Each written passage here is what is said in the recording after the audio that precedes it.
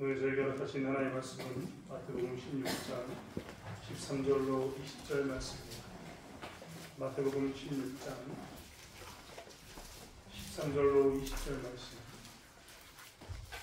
신약성경 책 페이지에 있습니다. 처음 신약책이 마태복음입니다.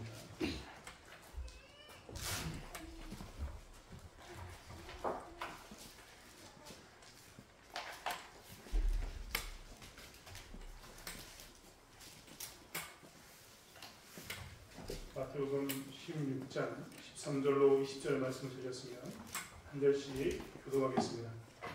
예수께서 빌립보 가이사랴 지방에 이르러 제자들에게 물어 이르시되 사람들이 인자를 누구라 하느냐? 이르되 더러는 세례야 더러는 엘리야 어떤 이는 에레미야나 선지자 중 하나라 하나이다. 이르시되 너희는 나를 누구라 하느냐? 시몬 베드로가 대답하이르되 주는 그리스도시요 살아계신 하나님의 아들이시니이다. 예수께서 대답하여 이르시되 바요나 시몬아 내가 복이 있도다. 이를 내게 알게 한 이는 혈육이 아니요 하늘에 계신 내 아버지시니라. 또 내가 너희에게 이르노니 너는 베드로라. 내가 이 반석 위에 내 교회를 세우리니 음부의 권세가 이기지 못하리라. 내가 전국 열쇠를 내게 주리니 내가 땅에서 무엇이든지 매면 하늘에서도 매일 것이요 내가 땅에서 무엇이든지 풀면 하늘에서도 풀리리라 하시고 이에 제자들에게 권고하사 자기가 그리스도인 것을 아무에게도 믿지 말라 하시니라. 아멘. 오늘은 창립 60주년을 기념하여서 창립 60주년 기념예배로 감사 예배를 드리며 저에게를 오랫동안 섬기시고 우리에게 선한 영향을 미치셨던 조이스 목사님께서 주의 교란 제목으로 말씀 전하실 때 많은 은혜를 주시길 바랍니다.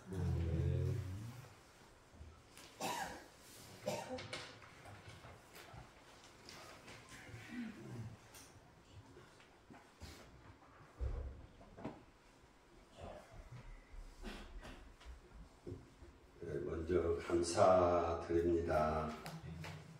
부족한 사람을 이렇게 초청해 주신 담임 목사님에게 감사를 드리고 또 당회와 또 교회 여러분에게 감사의 말씀을 드리겠습니다. 오늘은 우리 교회가 창립된 지 60주년 해입니다.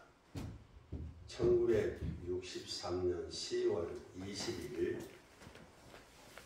대창 초등학교 교실 한 칸을 임대해서 교회가 시작되었습니다. 설립자로는 목포 인수당 안약방 문익주 집사님, 정병일 집사님, 김연순 집사님은 강숙현 집사님 시모가 되십니다. 그리고 이금희 집사님은 정병일 장로님의 어머니가 되십니다. 김수녀 집사님은 제가 부임하기 전에 서울로 이거를 하셨습니다. 서선효 집사님은 남선의 집사님의 시모가 되는데 6분이 우리 교회 설립자이십니다. 그런데 모두 다 소천하시고 한 분도 살아계시지 않습니다. 제가 1982년 3월 8일에 부임을 했는데 제 앞선의 교육자들이 8분이 왔다 가셨습니다. 그 중에 박종기 전사님 빼놓고 다른 분들은 2년을 넘기지 못했습니다.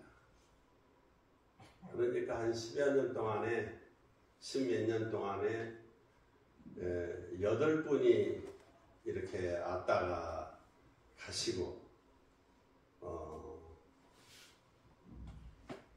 박종기 목사님 그 전사님 이제 빼고 다른 분들은 채 2년을 섬기지 세워졌다고 하는 것은 교회가 얼마나 어렵고 힘들었는가 하는 것을 생각해 봅니다.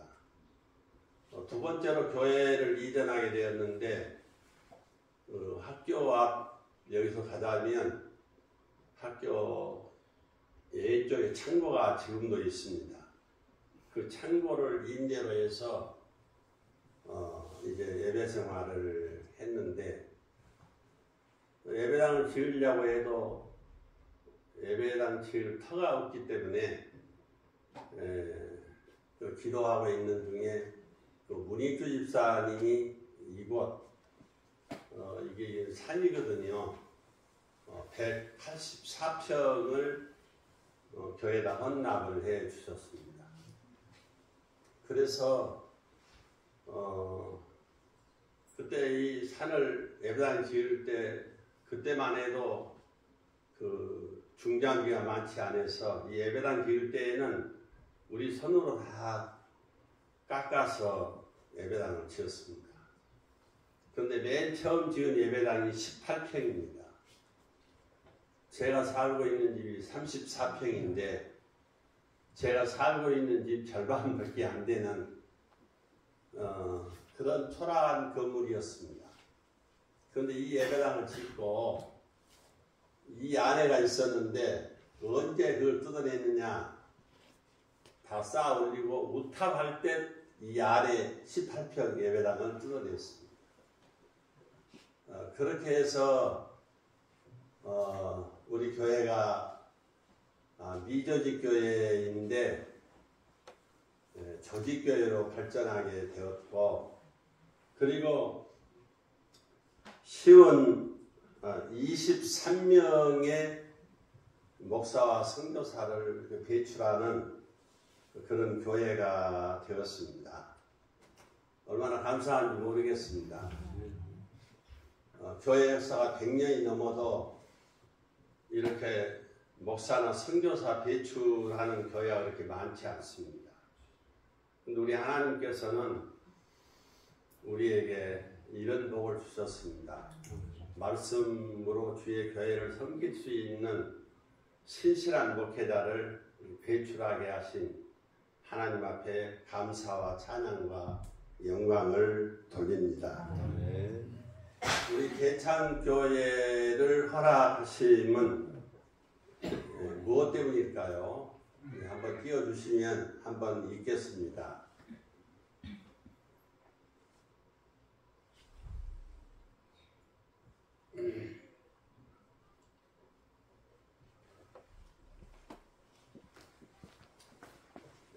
띄워줬죠.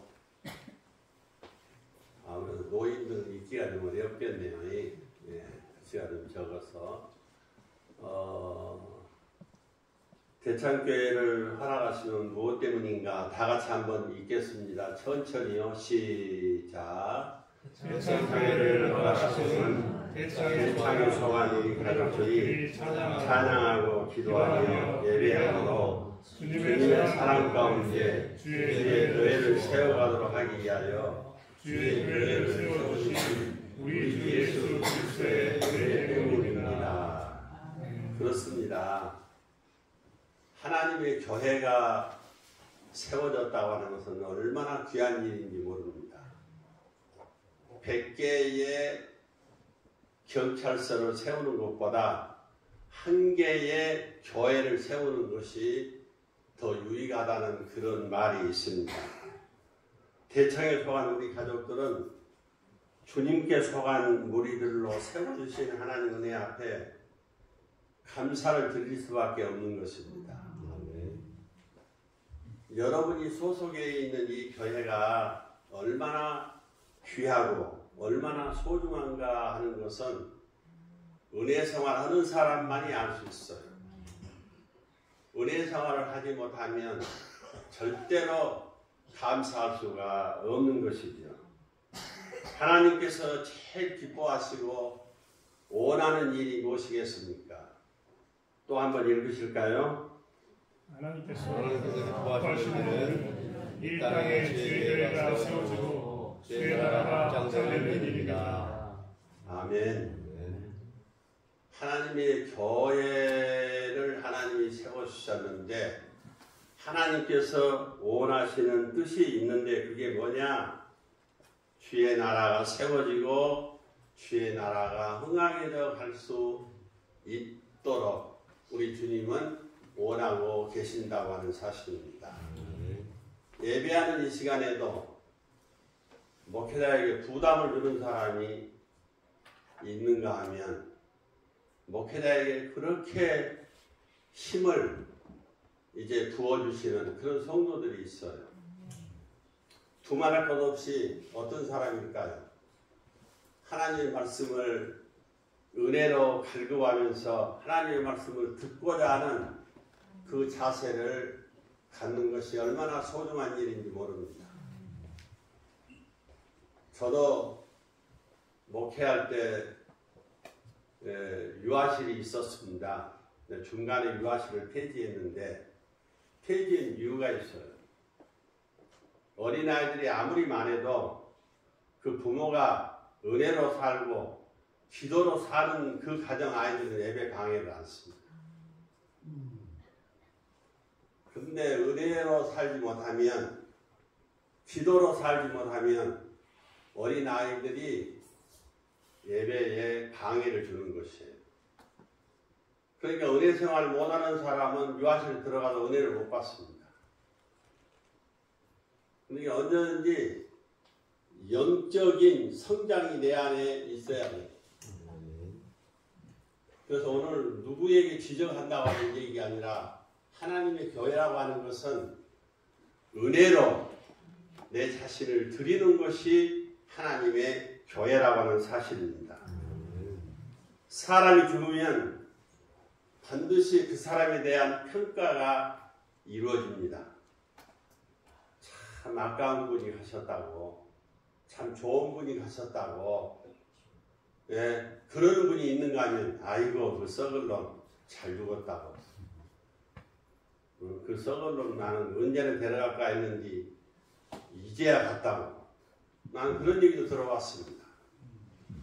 좋은 평가를 받는 분이 있는가 하면 나쁜 평가를 받는 분도 있습니다.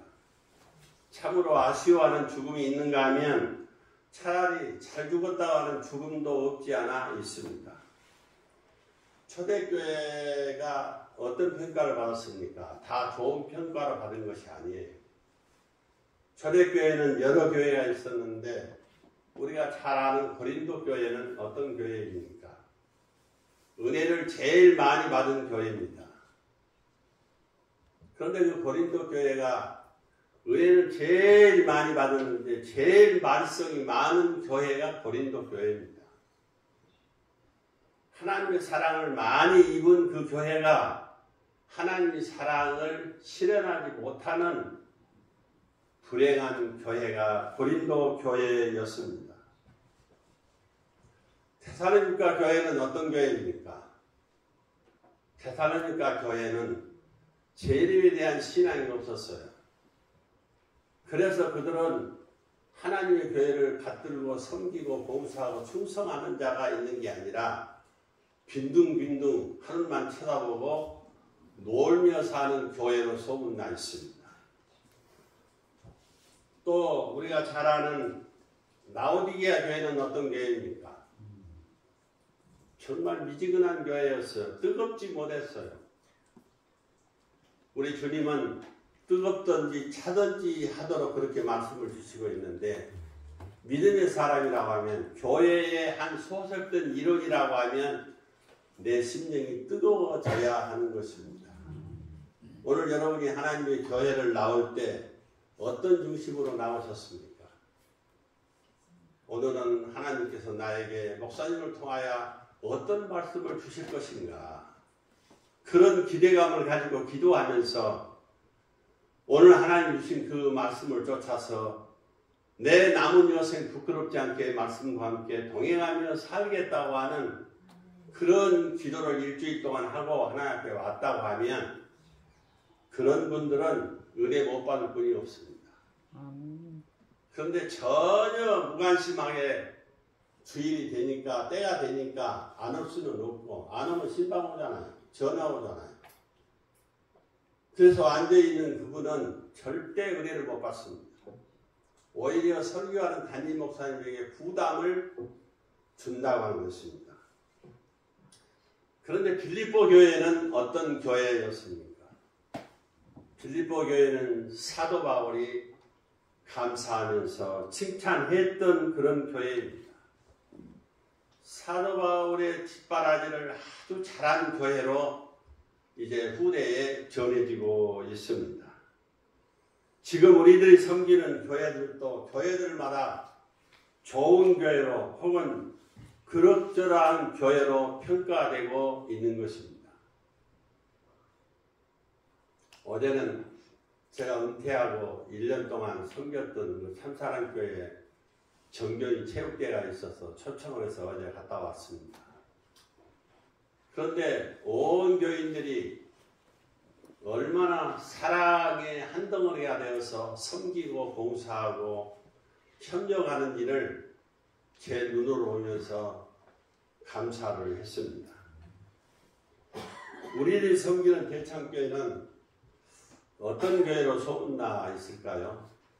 여러분 대창교회에 대한 얘기를 들은 적 있습니까?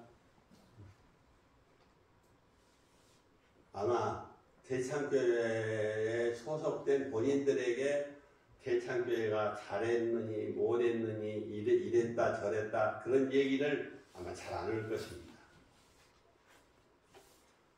영광지역에서 최고로 하나님의 교회를 잘 받드는 교회로 소문나 있는지 아니면 목회자를 최고로 잘 받드는 교회로 소문나 있는지 아니면 성도들이 봉사와 섬김으로 대창교회를 잘 받드는 교회로 소문나 있을까요? 우리 교회가? 자신이 없으니까 한 사람도 안 하는 사람이 없네. 딱 답이 나왔어. 여러분을 통해서 답이 나왔어. 가슴 아파요. 내 자신이요. 부끄럼 없이 내 양심에 따라서 믿음에 따라서 아멘 할 수 있어야 돼. 근데 내가 그렇게 섬기지 못하니까 목사님, 목회사에게 도움을 주는 자가 아니라 부담을 주는 자로 내가 신앙생활을 했기 때문에 그런 반응을 나타내 보일 수가 없는 것입니다. 우리는 섬기는 대창교회가 신앙의 선배가 있는 교회로 하나님을 중심에서 신앙생활을 잘하는 교회로 전도와 선교와 기도생활을 잘하는 교회로 겸손히 순종함으로 하나님의 교회를 잘 받드는 교회로 여러분의 담임 목사님, 박 목사님이 하나님은 아니지만 하나님처럼 사랑하고 존경하고 천사처럼 사랑하고 존경하고 목사님, 목회사에게 적은 힘이나마 내 자신이 보태겠다고 하는 자세를 가지고 신앙생활하고 협력한다고 하면 물을 것 없이 좋은 교회일 것입니다. 아멘. 좋은 교회는 누가 만들어줍니까? 저 밖에 있는 분이 좋은 교회를 만들어주는 게 아니에요. 여러분 스스로가 좋은 교회를 만들어가는 것입니다. 우리 가정이 화목하고 우리 가정이 하나가 되어서 우리 가정이 이렇게 은혜로 살아가는 것은 가족 식구들이 어떻게 역할을 하느냐에 따라서 그 가정이 은혜로 사랑으로 하나됨을 이루면서 살아가는가 하는 것은 여러분이 잘 알 것입니다. 결코 다른 사람이 만들어주지 않는다는 얘기입니다. 그러기에 먼저 믿는 성도들이, 먼저 믿는 중직자들이 정말 중요한 거예요. 여러분이 다 계시니까 저는 현직에 있을 때 중직자들은 한중직은 앞자리에 앉도록 제가 이 얘기를 수없이 했지 않습니까? 물론 뒷자리 있다고 은혜 못 받는 건 아니고 유아실이 있다고 해서 은혜 못 받는 건 아니에요. 그러나 자세가 한 걸음이라도 중요해서 가까이 나아가고자 하는 자세를 가져야 되는 것이에요. 앞자리에 앉아서 목사에게 부담을 주는 사람은 그렇게 많지 않아요. 저는 어떤 목사님이 병원에 입원해서 예배 인도하러 갔는데 이 앞자리에 앉아있는 장로님이 졸고 있는 거예요. 그런데 이제나 저제나 아무리 큰 소리를 해도 따라서 하라고 해도 또 이걸 쳐도 꼼짝 않고 눈을 감고 있는 거예요. 그래서 내가 장로님 그래도 눈을 안 떠 그러니까 아무개 장로님은 그냥 눈을 뜨더라고. 저 사랑하시지요. 내가 어려서 그분에게 주일학교 때 가르침을 받았거든요. 내가 친정에 온 것이나 다름이 없는데 출가한 딸이 시집와서 친정어머니에게 이런저런 얘기를 하면 안 들어주는 친정어머니가 어디 있겠습니까? 다 들어줄 것 아닌가요? 근데 모처럼 왔는데 지금 눈을 감고 있으니까 그 내배 태도가 아닙니다. 설교는 귀로 듣는 것이 아니라 눈으로 듣습니다. 그래서 픽 웃더라고. 그러니 5분 낮에도 다시 또 시작을 하더라고요. 소용없어. 장로라고 목사라고 권사라고 미안하지만 하나님은 그런 자에게 복을 주시라 하나님이 아니에요. 교회 원리로 볼 때 그런 자들은 정말 구원 받았는가 하는 것도 의심스러워요. 항상 그래서 우리들은 은혜 생활을 해야 돼. 항상 교회 중심, 하나님 중심, 말씀 중심의 신앙생활을 해야 되는 거예요. 그렇지 못하면 오늘 우리에게 화가 있다고 하는 사실입니다. 사도 바울이 가장 아름답게 기억되는 교회가 어떤 교회라고요? 아까 말씀을 드렸듯이 필립보 교회입니다. 지금 띄어져 있는데 한번 읽도록 하겠습니다. 시작. 사도 바울이 가장 아름답게 기억되는 교회가 필립보 교회였습니다. 필립보를 기록한 목적이 있어요. 사도 바울이 필립보서를 기록했는데 그 중심 중에 하나가 뭐냐 하면 필립보 교인들에게 감사를 표하기 위해서 필립보서를 썼어요. 사도 바울은 필립보 교회를 목양하다가 이제 로마로 가게 되었는데 로마에서 이제 복음 전하는 제목으로 붙잡혀서 감옥에 갇히게 됩니다. 이 소식을 필립보 교회가 듣습니다. 그러니까 그 교회를 떠났던 목회자가 지금 죄를 지어서 감옥에 간 게 아니라 복음 때문에 감옥에 갇혀 있다고 하는 소식을 듣고 필립보 교회가 얼마나 열심히 기도했는지 모릅니다. 그리고 기도하면서 그들이 헌금을 하자. 그 가택연금이니까 자기가 생활을 해야 돼요. 예, 우리 생각에는 교도소에 들어가면 다 밥도 주고 재워주고 하지만은 그때 당시에는 가택연금이니까 따로 집 안에 머물도록 그리고 병사가 주위에 지키고 있어요. 그러니까 생활할 수 있는 생활비를 위해서 우리가 헌금을 하자. 그리고 필립보 교회가 큰 교회도 아니었습니다. 그래서 헌금을 했어요. 그래서 그 헌금을 에바브로 디도편에 보내게 되는데 에바브로 디도가 그 헌금을 가지고 가는데 1200km 정도 돼야 돼요. 저 제주도에서 아마 백두산까지 거리일 거예요. 그때 당시에는 교통수단이 없기 때문에 도보로 걸어서 가야만 하는 거예요. 그 필립보 교회가 헌금한 교회를 가지고 사도 바울에게 전해주러 갈 때 그 에바브로 디도가 얼마나 고생하고 힘들었겠습니까? 사도 바울은 성도들이 눈물로 기도하고 이제 헌신적으로 헌금한 그 생활비를 받아들고 사도 바울은 울었어요. 하나님의 은혜가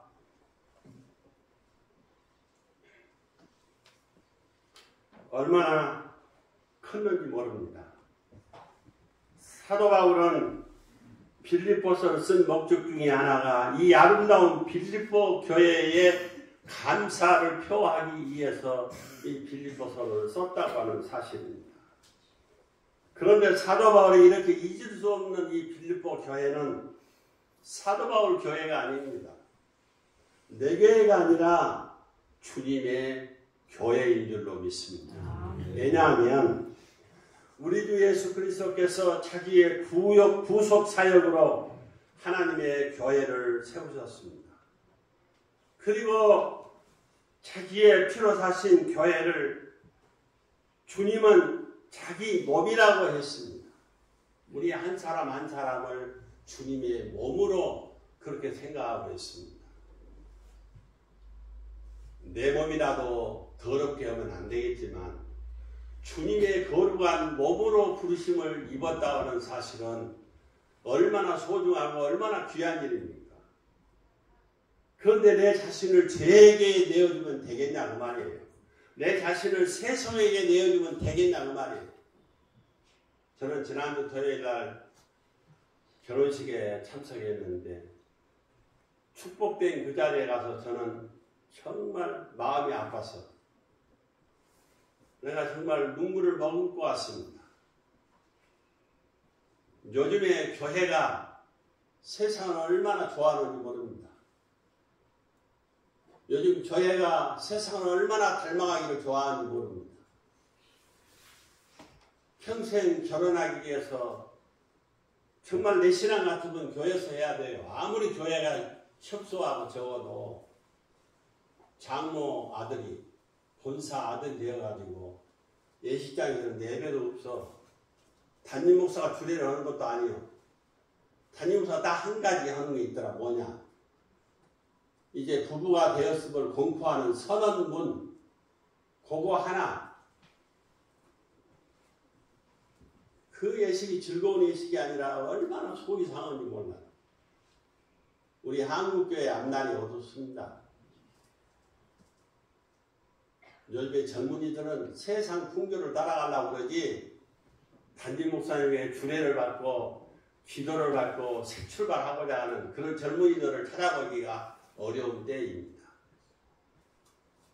제가 출석하는 교회도 숫자가 많지만 새벽에 보면 젊은이들이 없어요. 학생들, 청년들 보이질 않아요. 그래서 앞날이 캄캄하다. 내 속으로만. 나 친정이 왔으니까 그 얘기를 하는 거예요.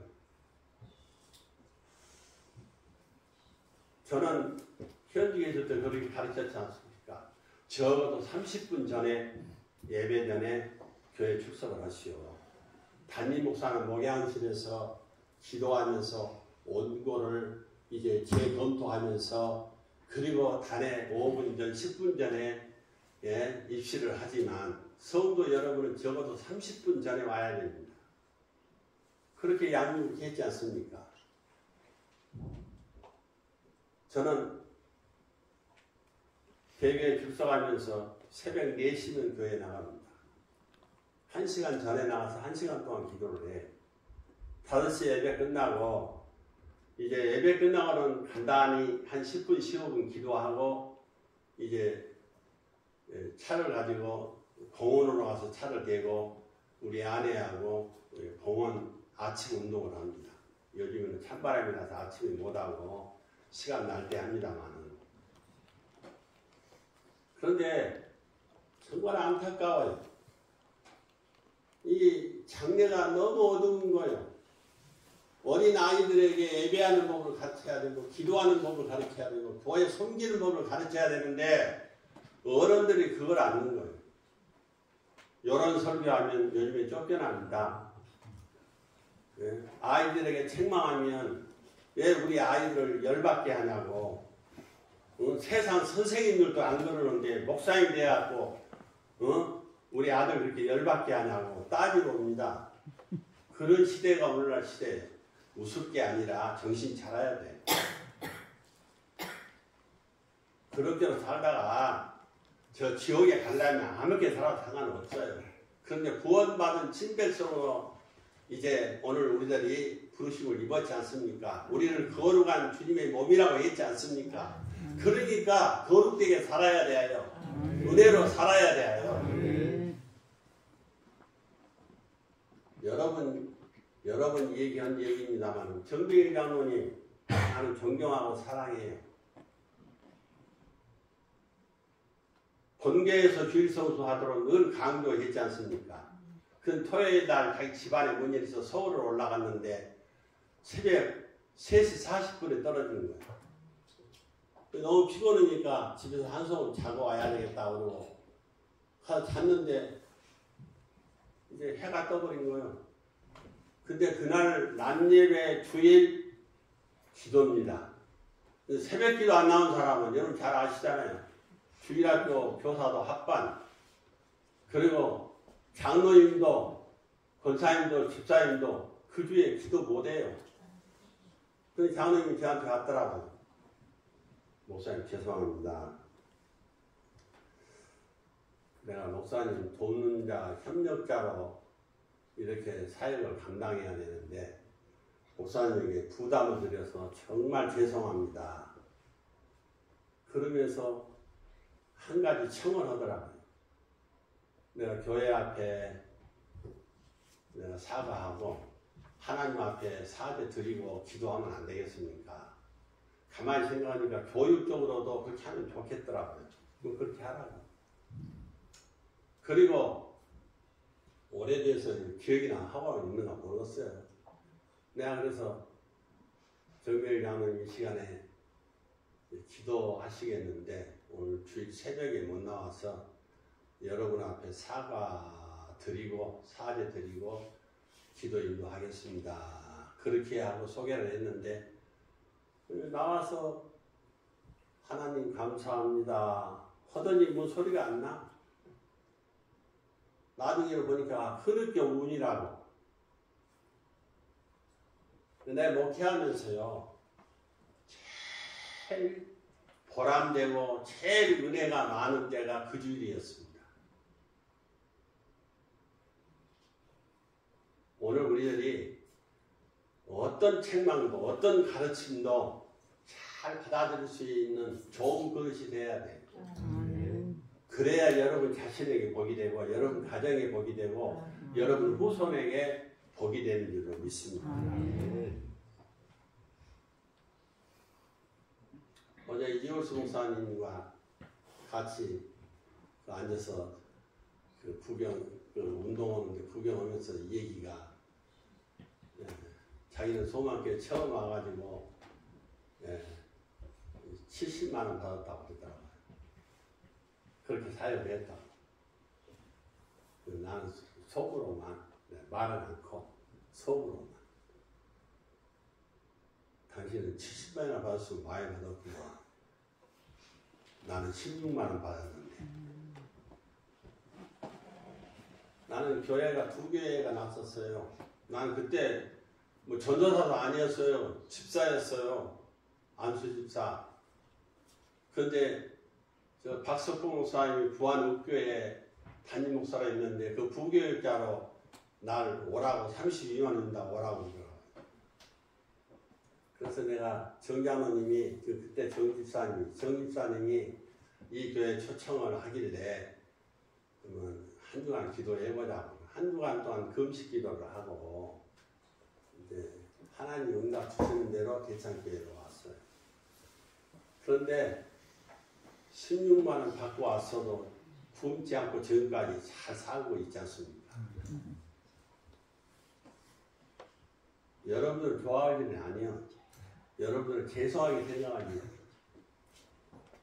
근데 저는 그랬다고 해서 여러분을 원망하지를 않아요. 그때 교회 형편이 얼마나 어렵습니까? 한 20년 되는데 얼마나 힘들었습니까? 오늘 우리들은 항상 하나님의 은혜를 먼저 생각하고 하나님의 뜻을 먼저 생각해야 됩니다. 대창교회가 그리스도의 몸이라고 하는 그런 이유가 있어요. 한번 읽어볼까요? 시작. 그리스도 자신이 교회의 머리가 되시고 자기 백성들을 자기 몸에 접붙임으로 자기의 몸이 되게 하셨기 때문입니다. 네, 하나님의 교회를 그리스도의 몸이라고 하는 이 사실을 가르치는 거, 설명하는 거 쉬운 일이 아니에요. 분명히 하나님과 우리는 별개잖아, 별개의 인격체잖아요. 그런데 한 몸이라고 소개하는 것은 쉽지 않아요.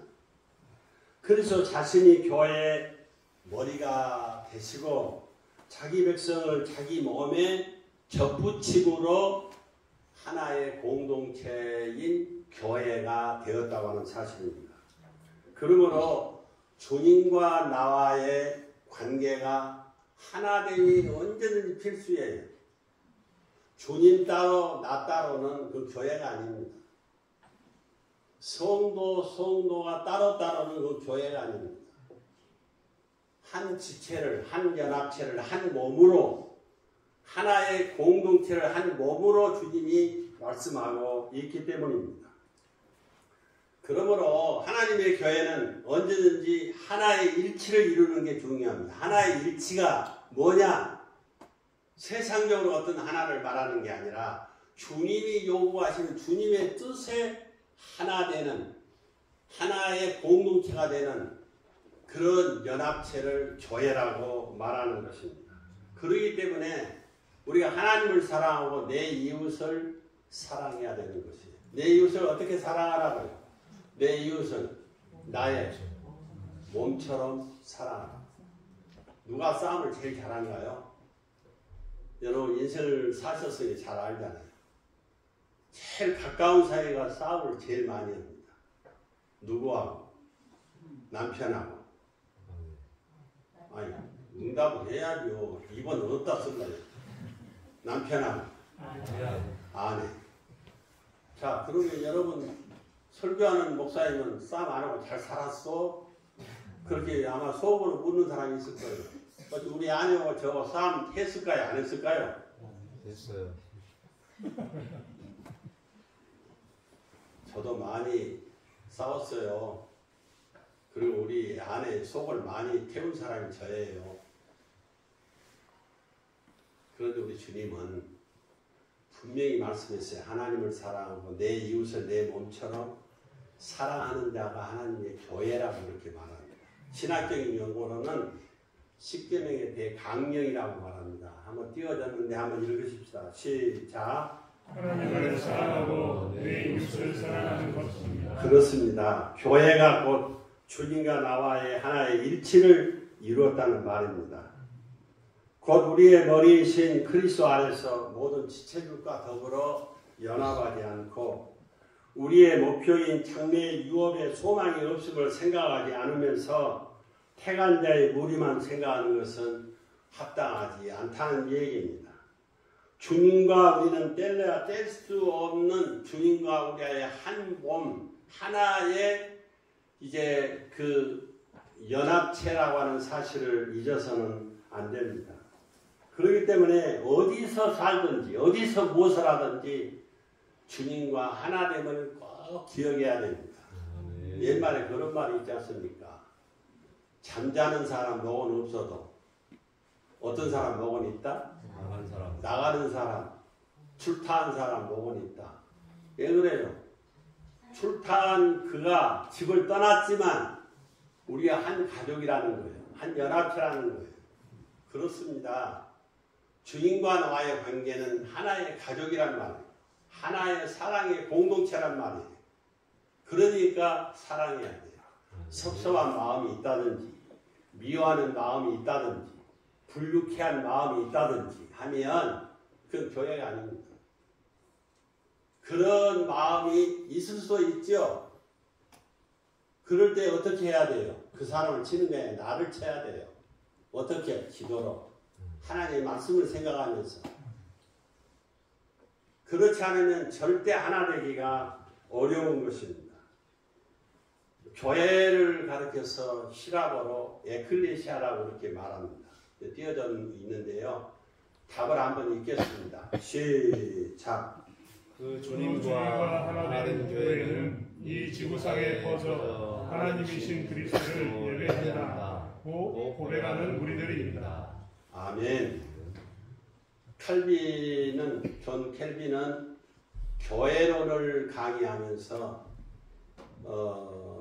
그 하나님의 교회를 어떻게 정의했느냐, 아까 여러분이 읽었던 대로 이 지구상에 퍼져 이제 하나님 예수 그리스도 안에서 예배하는 무리들을 교회라, 하나의 교회라 그렇게 말하고 있어요. 교회의 이론은 한 자리에서 예배를 해야 되는 거예요. 교회라고 하는 사람들이 한 자리에서 예배하지 않는 건 교회가 아닙니다. 왜 그런 줄 아십니까? 오해 없이 들으시기 바랍니다. 담임 목사가 왜 있는 줄 아십니까? 여러분의 영혼의 유익을 위해서 있는 거예요. 담임 목사의 소명은 하나님의 교회를 말씀으로 봉사하는 소명인데 설교와 교육을 통해서 여러분의 신앙의 인격을 다듬어 가는 거예요. 어린아이가 아무리 출생했어도 부모님들의 그 사랑과 도움을 받지 않은 그 어린아이는 생존하기 어렵습니다. 하나님의 교회도 마찬가지예요. 그래서 이 예배라고 하는 그래서 예배를 가르쳐서 공예배라고 말하지 않습니까? 목사님 없이 내 가정에서 드리는 예배를 사적인 예배라고 말합니다. 공예배는 필수적으로 담임 목사와 함께하는 예배가 공예배입니다.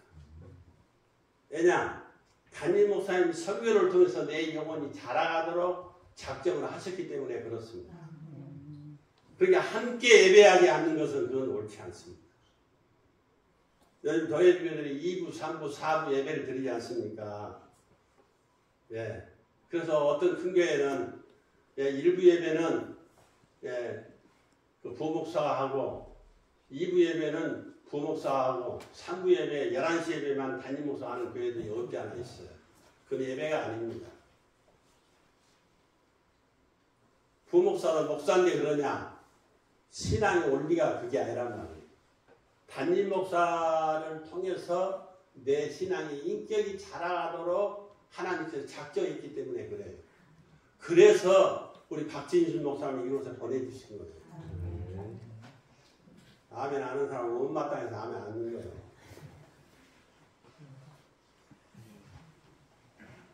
그러니까 담임 목사님 목회 사역의 1번이 뭐냐? 여러분 봉사하는 것도 아니고 충성하는 것도 아니고 찬양 인도하는 것도 아니에요. 말씀을 잘 듣는 거예요. 어때 여러분 말씀 잘 듣고 있어요? 우리 홍준호 집사님 왜 앞자리 앉고 그래서 복이요. 설교 시간마다 은혜를 받아요? 아멘 소리가 좀 편찮네.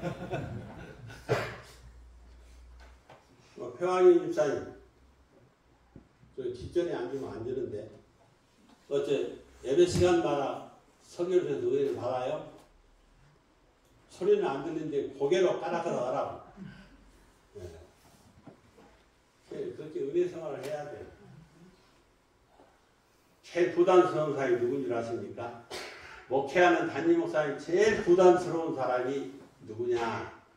설교 시간에 말씀 들으려고 하지 않고 돌아다니고 뒷전에 있고 딴짓 하는 사람이 제일 딴짓. 근데 말을 못해. 왜냐하면 그런 사람들은 신앙이 아직 미숙하기 때문에 그러잖아요. 거기다 대고 책망하면 아니 대천교회만 교회예요? 나 포천으로 갈 거요? 그렇게 나온다고. 얼마나 부담스러워. 말은 못해도 부담스러워요. 시간은 가고 할 말은 많고 자주 불러줘야 나눠서 설교를 하는데 한꺼번에 다 하려고 그러니까요. 부담도 되고 시간은 잘 가고 고장 돕는 시계는. 자, 함께 예배하는 자들은 세례로 그분을 향한 믿음에 가입해서 성찬의 참여로 참 교리와 사랑의 일체성을 증거하고 있습니다. 주님 말씀에 일치하며 말씀의 설교를 향하여 그리스도께서 제정하신 직분을 보존한다고 하는 사실입니다. 그러니까 장로님도 안수 집사님도 권사님도 항정기라고 말하는데 그 항정기라는 말은 영원한 직분이라는 말이 아니에요. 그 사람이 영원하다는 것이 아니라 그 직이 영원하다는 거예요. 그런데 이분들은 누구를 통해서 그 신앙의 인격이 다듬어 가도록 작정했냐면 담임 목사님 설교를 통해서 교육을 통해서 다듬어 가도록 했다고 하는 사실입니다. 그래서 이 일을 위해서 하나님께서는 교회 표지를 허락해 주셨어요. 교회 표지는 세 가지인데요.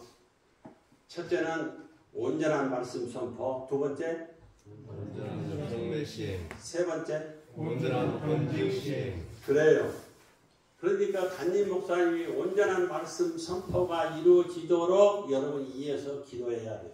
협력을 해야 돼요. 그 일이 여러분이 해야 할 일이에요. 그리고 온전한 성례가 시행돼야 됩니다. 주보에 보니까 성례주일 지금 광고가 나와 있는데 이 성례식은 해야 합니까? 한마디로 말하면요. 짧게 얘기하면 날마다 목사님 설교를 뭐로 들어요? 귀로 듣지 않습니까? 그런데 귀로 듣는 그 말씀을 무엇으로 확인하느냐? 성찬식의 떡을 통해서 잔을 통해서 눈으로 확인하는 거예요. 그리고 온전한 본징을 시행해야 되는 거예요. 책망해야 될 사람을 반드시 책망을 해야 됩니다. 그런데 요즘에는 책망 못하는 시대가 되었습니다. 그러니까 교회가 교회다운 교회로 설 수가 없는 것이지요. 담임 목사님이 책망을 하는 것은 여러분이 미워서 책망하는 게 아닙니다. 여러분이 영원히 사단의 밥이 되지 않도록 그리고 바른 신앙의 인격과 바른 신앙의 가치관을 가지고 천국을 향해서 나아가도록 하기 위하여 어머니가 사랑하는 자식에게 매를 든 것처럼 그렇게 책망을 하게 된다고 하는 사실입니다. 그렇기 때문에 하나님의 교회에 소속된 주의 백성들에게는 반드시 하나의 공동체를 이루어야 하는데 그 공동체는 어떻게 이루어지느냐? 바로 예배를 통해서 이루어진다고 하는 사실입니다. 그러니까 함께 예배하는 것이 얼마나 소중하고 얼마나 귀한가 하는 것을 우리에게 보여주고 있어요. 함께 예배하는 자들에게 필수적으로 꼭 있어야 할 세 가지가 뭐냐? 아까 여러분이 읽으셨듯이 담임 목사님 온전한 말씀 선포가 있어야 되고 온전한 성례 시행이 있어야 되고 온전한 본징이 이루어져야 하는 거예요. 그렇지 않으면 하나님의 교회로 나아가기가 어렵다고 하는 사실입니다.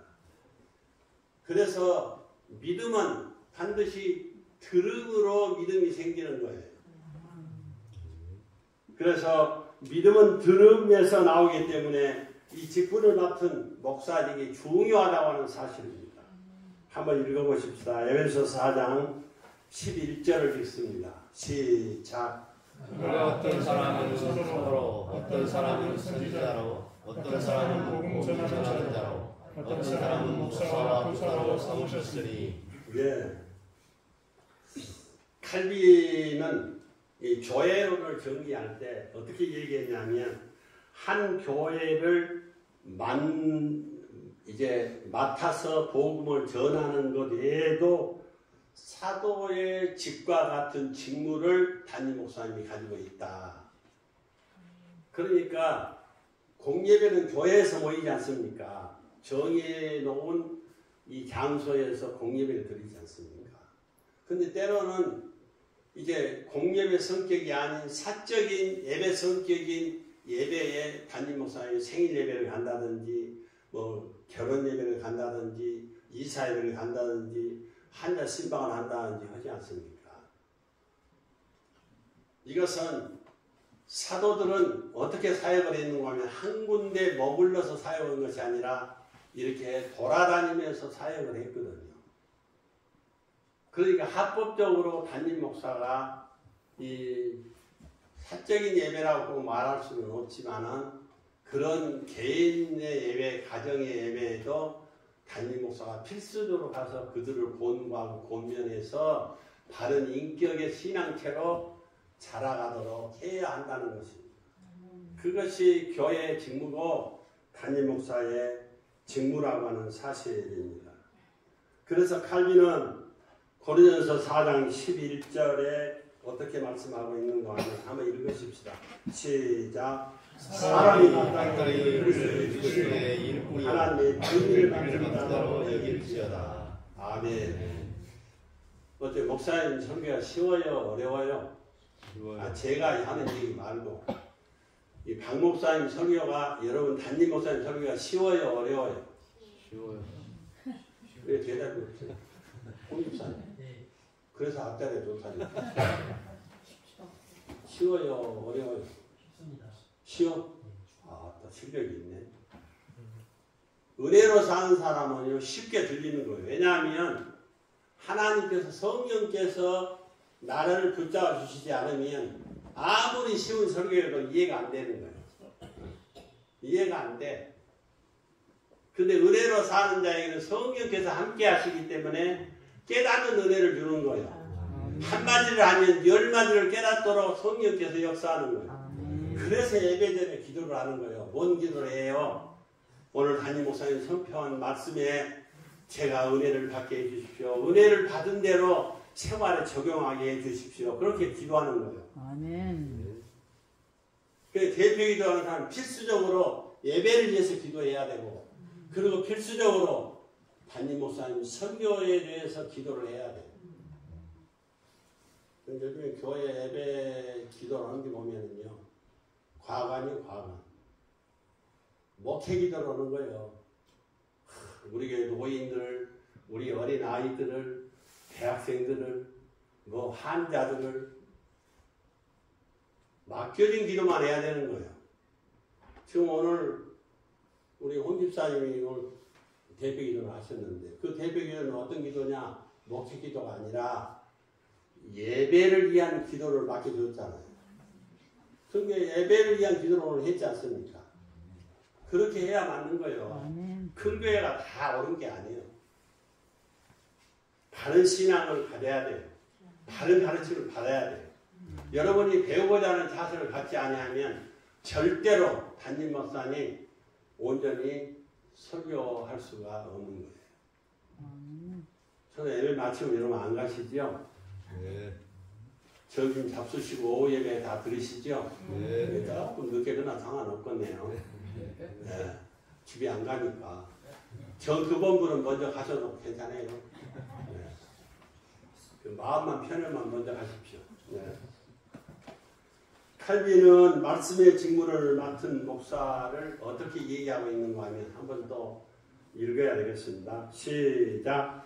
바른 교훈으로 고면하고 거슬려 말하는 자들을 책망해야 한다는 말씀으로부터 복음을 전파하고 성례를 집례하는 목사의 직분을 증거합니다. 아멘.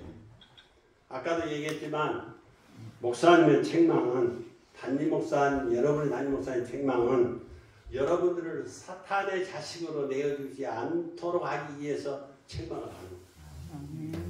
목사 자신도 칭찬하기는 쉬워요. 축복하기는 쉬워. 그러나 책망하기는 쉽지 않습니다.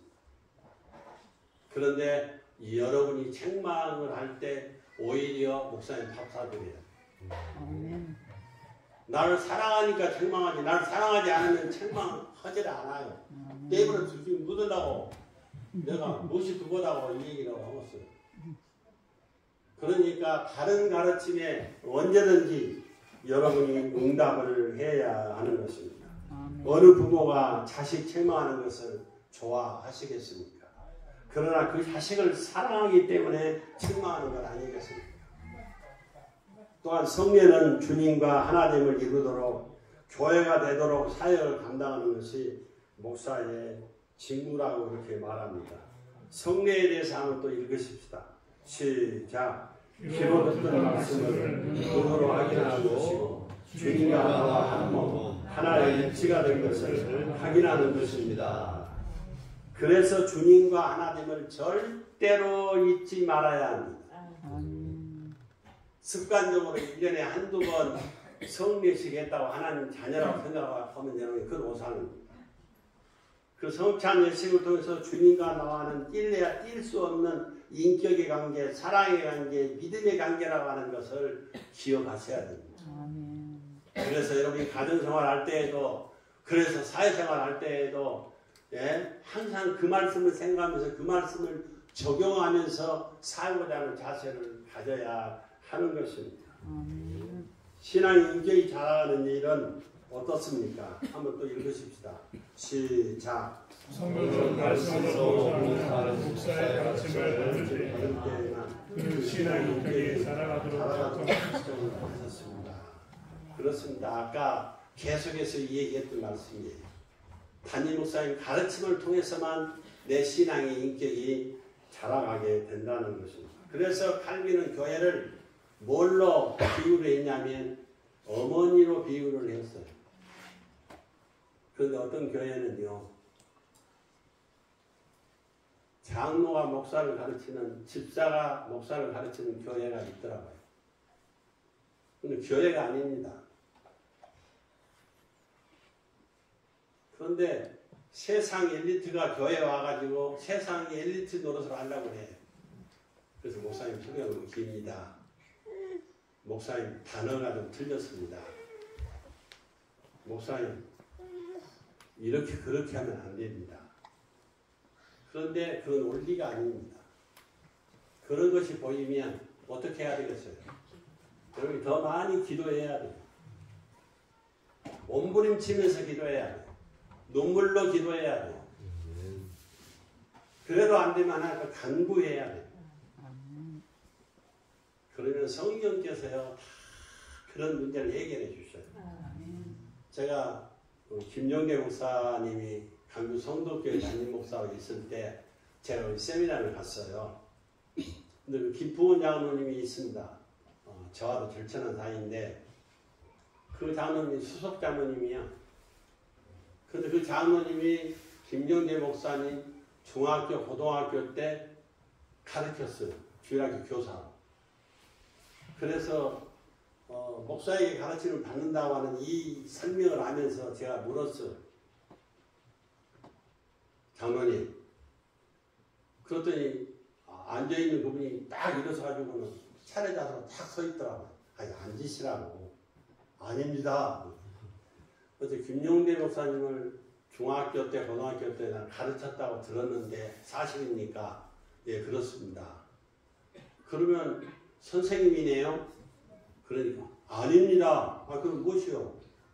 김용대 목사님 제자입니다. 김용대 목사님 고향교회가 성북교회잖아요. 그 부모 같은 분이요. 자기를 가르쳤던 장로님이. 근데 그 장로님 말씀이 내가 김용대 목사님 제자라는 거. 제가 선생이 아니라 제자라. 그렇습니다. 아무리 나이가 많아도, 아무리 학식이 많아도, 아무리 연륜이 많아도 담임 목사님에게 배워야 돼요. 그렇지 않으면 신앙에 유익이 없습니다. 절대로 신앙의 인격이 자라가지 않습니다. 펜틸은 늘 그런 얘기를 했습니다만은 그가 지금 내가 왜 기독교인이 되었는가 그 저서에서 내가 기독교인이 된 것은 어머니 때문이었다라고 고백을 합니다. 왜 그랬을까요? 우리 같으면 하나님 은혜로 구원받았다고 하나님 백성이 됐다고 얘기할 터인데 펜틸은 그러지 않았어요. 내가 어머니 때문에 구원을 받았다. 그 펜틸의 그 주장을 보면 그 책을 보면 왜 그러냐? 어머니를 통해서 교회가 무엇인지 예수가 무엇인지 믿음이 무엇인지 구원이 무엇인지 배웠다는 거예요. 알았다는 거예요. 어머니를 통해서 하나님의 거룩한 친백성이 되었다고 하는 사실을 알았기 때문에 그는 그 저서에서 내가 기독교인이 된 것은 어머니 때문이었다라고 그렇게 말하고 있습니다. 믿음의 목표는 그리스도이시고 생명과 진리의 길도 그분입니다. 칼빈은 믿음의 목표를 때로는 영생, 완전한 교제, 장래 유업, 부활, 또는 불멸성으로 표현을 했는데 이런 것들은 그리스도를 떠나서는 절대 생각할 수가 없는 일입니다. 자, 영생에 들어가려면 어떻게 해야 되겠습니까? 한번 읽겠습니다. 시작. 어머니가 우리를 태에 잉태하여 낳고 젖으로 길러 천국에는 죽을 육신을 벗고 천사와 같게 될 때까지 목사에게 가르침을 받고 주의 보호하심과 인도함을 받게 하는 것입니다. 교회의 품을 떠나서는 사대나 구원의 소망을 절대로 가질 수도 없습니다. 아멘. 신앙의 그 인격, 신앙생활이 그래서 중요합니다. 왜냐하면 그것이 천국 백성의 삶이 되기 때문에 그렇습니다. 그 예배를 소중하게 여기지 않고 교회를 소중하게 여기지 않고 하나님의 말씀을 소중하게 여기지 않는 것은 천국 백성이 아니기 때문에 그래요. 천국 백성은 당연히 예배를 소중하게 드리고 은혜를 소중하게 여기고 하나님의 말씀을 소중하게 여깁니다. 그래서 칼빈은 믿음을 말할 때 어떻게 말했는가 하면 또 읽습니다. 시작. 성부 하나님의 자비로 성령의 삶을 통하여 그리스도와의 교제를 갖는 자들은 하나님의 소유로 선택하셨다는 것.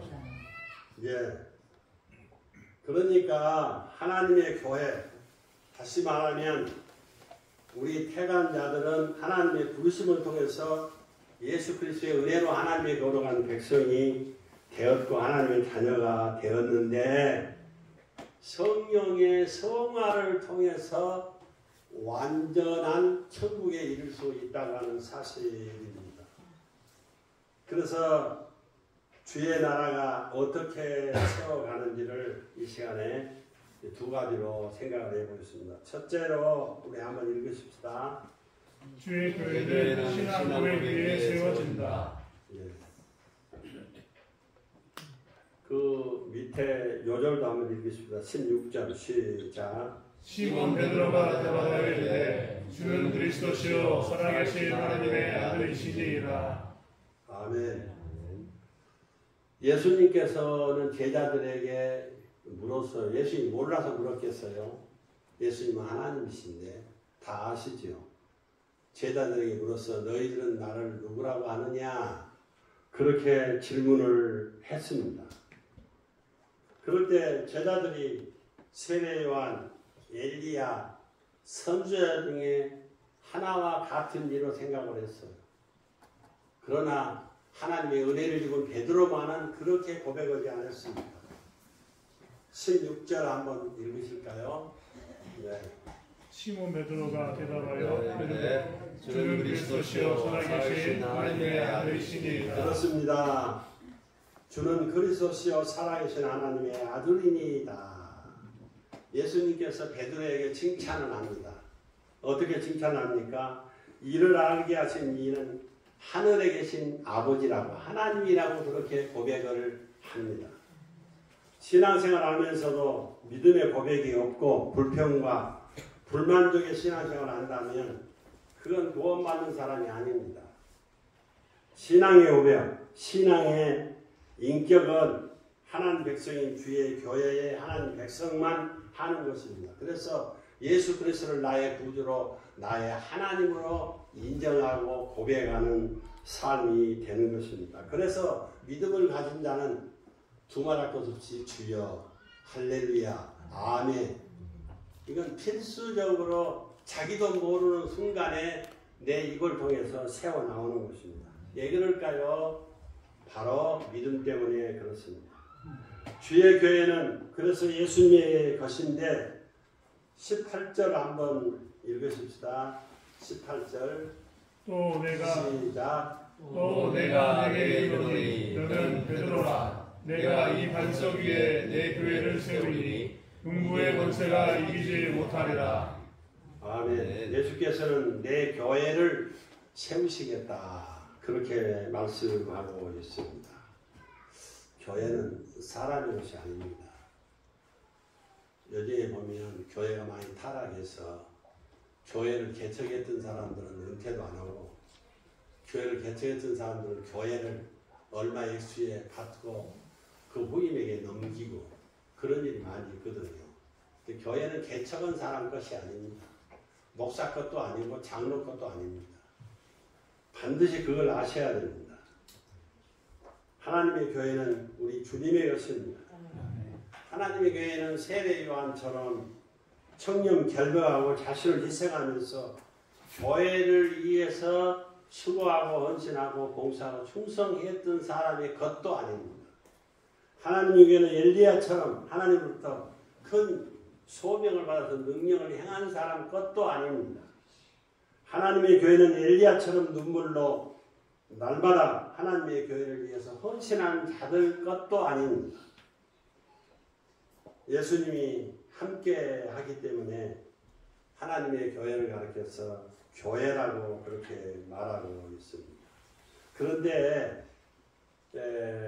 우리 주님이 고린도서 6장 19절에서 20절 내용을 보면 내 교회를 세우겠다 그렇게 말씀하고 있어요. 주님이 내 교회를 세우시겠다. 그래서 주의 교회는 예수 그리스도의 피로 사셨다고 하는 사실을 강조합니다. 주님을 만난 삭개오를 여러분 잘 아시죠? 주님을 만난 삭개오는 뭐라고 고백했습니까? 삭개오는 자기 재산을 절반을 이제 주님 앞에 드리겠다고 고백을 했습니다. 그런데 절반만 드리겠다는 그런 이제 표현이 아닙니다. 언어적으로 보면 그 절반을 지금 드리지만 집에 있는 남은 50%도 주님이 원하시면 드리겠습니다 하는 의지가 담겨져 있는 것입니다. 우리가 10의 1조를 왜 드립니까? 물론 하나님 명하셨기 때문에 드리지만 10개 중에 하나를 드리면서 어떤 여러분이 심정으로 드립니까? 주님 집에 있는 9개도 내 것이 아니고 주님의 것입니다. 주님이 원하시는 9개마저도 내가 주님께 드리겠습니다 하는 의지, 믿음이 거기 담겨져 있는 것입니다. 그런 자세로 우리가 신앙생활을 해야 합니다. 이제 주님께서 내게 주신 모든 것을 내 것이라고 고집할 때 그 교회가 아닙니다. 사실 교회로 부르심을 입은 자들은 아무것도 내 것이 없어요. 다 주님의 것이라고 인정을 하게 됩니다. 주의 교회를 어떻게 세워갑니까? 두 번째로 한번 읽습니다. 시작. 그것은 주께서 주의 능력으로 주의 교회를 지키고 주의 교회를 붙들어 세워가고 있습니다. 이렇게 이기지 못합니다. 네, 주님의 교회를 주님이 붙들고 있기 때문에 그렇습니다. 그래서 어떠한 사탄의 세력도 능히 이기고 영원히 보존하며 지켜주실 것을 전제로 하고 있습니다. 시간이 많이 가서 이제 정리하겠습니다. 천국 문을 열고 닫는 권세가 무엇이냐? 우리의 신앙 고백입니다. 천국 문을 열고 닫는 권세가 뭐라고요? 신앙 고백. 우리의 신앙 고백이라고 하는 사실이에요. 그래서 어떤 경우에도 여러분이 믿음을 가지고 은혜로 고백할 수 있는 자가 되어야 합니다. 그래서 가식으로 신앙생활 하지 말고 타의에 의해서 헌신된 삶을 살지 말고 하나님 주신 은혜를 따라서 주의 교회를 잘 섬길 수 있기를 주님의 이름으로 축복합니다. 이제 결론적으로 독일의 공작 누디비아의 얘기를 잠깐 하고 마치겠습니다. 황제 곁에서 이렇게 비서 역할을 했던 이 공작은 황제의 사랑을 많이 받기 때문에 너무 인격적으로 거만해졌어요. 그 사람들에게 손을 내미지도 않고 인사하지도 않고 항상 남을 섬기려고도 않고 대접받고자 하는 그런 자세로 하루하루 살았습니다. 그러니까 사람들이 좋은 평을 하겠습니까? 아주 나쁜 평이 계속 이제 이어져서 자기 기회까지 들어오게 되었습니다. 그래서 공작은 하루는 습관적으로 예배를 하는데 기도하는 중에 뭘 받는가 하면 별 3개가 자기 앞에 반짝이는 것을 봤습니다. 그래서 그때 깨닫기를 하나님께서 나에게 3일밖에 시간을 주지 않는다고 하는 그걸 깨달았어요. 그래서 사흘 동안 열심히 은혜로 사랑으로 사람들을 보듬고 정직하게 살았습니다. 근데 사흘이 지났는데 죽지 않아요. 아, 사흘이 아니라 석 달이 모양이다. 석 달 동안 열심히 사랑하면서 섬기면서 봉사하면서 살았어요. 근데 석 달이 지나도 안 죽네. 그래서 석 달이 아니라 3년이로구나. 그 3년 동안 열심히 아주 섬기면서 봉사하면서 사랑하면서 어려운 사람들을 늘 돌보면서 그렇게 살아가는데, 그런데 황제가 그걸 보고요, 내 후계자가 네가 돼야 되겠다. 그리고 황제가 그 공작을 바로 황제의 후계자로 세워주었다고 하는 사실입니다. 무슨 얘기입니까? 오늘 우리들이 은혜로 살고 믿음으로 살고 말씀을 따라 살고 담임 목사의 가르침을 쫓아서 사는 것, 그 구원뿐만 아니라 이 세상의 부귀 영화도 함께 주신다고 하는 얘기입니다. 그러니까 부귀 영화를 받기 위해서가 아니라 오늘 우리들이 하나님의 거룩한 친백성이면 친백성답게 살아가야 한다고 하는 사실입니다. 베드로의 고백을 잊지 마시기 바랍니다. 바로 예수 그리스도가 하나님이시고 하나님의 아들이신 사실, 우리의 구원주 메시아인 사실을 꼭 기억하시고 남은 여생 믿음으로 살고 하나님 앞에 섰을 때 지탄받지 않는, 책망받지 않는 풍성스러운 종으로 하나님 앞에 설 수 있기를 주님의 이름으로 축복합니다. 기도하겠습니다. 사랑의 하나님, 감사합니다. 주께서 피 흘려 값주고 우리 대창교회를 세워주시고 주님과 하나의 일치를 이루면서 대창교회를 중심해서 신앙의 삶을 살아가도록 함께 하심을 감사합니다. 대창의 가족들이 한마음과 한뜻이 되어서 주의 교회를 세워가는 일에, 흥황에 가는 일에 하나 되게 하옵소서. 또한 대창에 소하는 가족들을 위해서 기도합니다.